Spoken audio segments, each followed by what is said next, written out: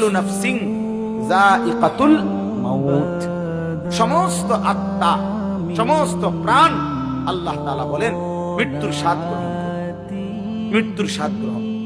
কুল ইন্নাল মাউতাল্লাযী তাফিরুনা মিনহু ফাইন্নাহু মুলাকীকুম, আল্লাহ তাআলা বলেন হে নবী আপনি বলে দেন, ও দুনিয়াবাসী, মৃত্যু থেকে তোমরা যেখানেই পলায়ন করো না কেন, মৃত্যু তোমাদের সাথে সেখানে গিয়েই নিজেই মোলাকাত করবে, সাক্ষাৎ করবে। তুমি ডাকতে হবে না, মৃত্যু নিজেই আসে, মৃত্যু নিজেই আসে।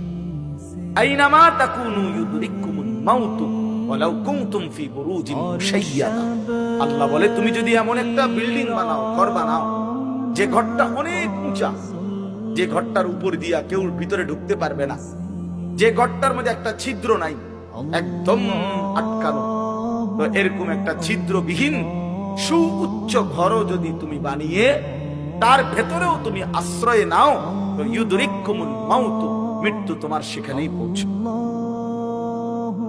তোমার সেখানেই পৌঁছবে।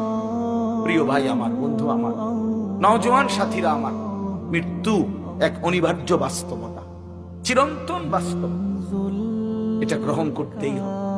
হাসলেও মরতে হবে, কাঁদলেও, সুখেও মরতে হবে, দুঃখেও।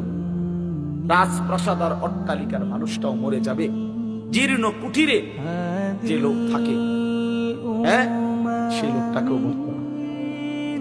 জীবনে কোনোদিন দুঃখ দেখে নাই যে সেও মরে যাবে, জীবনে কোনোদিন সুখ দেখে নাই যে সেও মরে যাবে, সব মরে যাবে। এটাই সত্য, এটাই বাস্তব। অতএব মৃত্যু এক অনিবার্য বাস্তবতা, এটা গ্রহণ করতে, এটা যদি আমরা মনে রাখি, আমাদের জীবন অনেক সুন্দর।